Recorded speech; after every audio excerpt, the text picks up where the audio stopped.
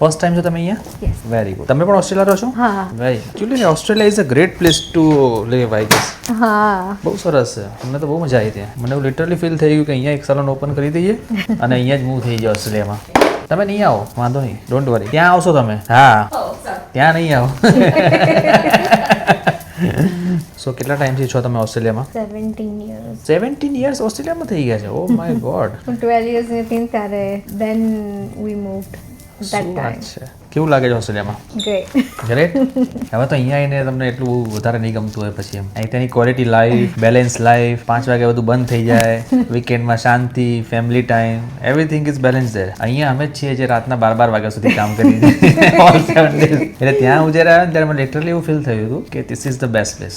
લાઈફના 10 વર્ષ એડ થઈ જાય એની અંદર ફોર શ્યોર. સાચી વાત છે કે આ બધું ખોટું છે કે ખાલી અમને જોઈને એવું લાગે છે? good work and personal life balance હા,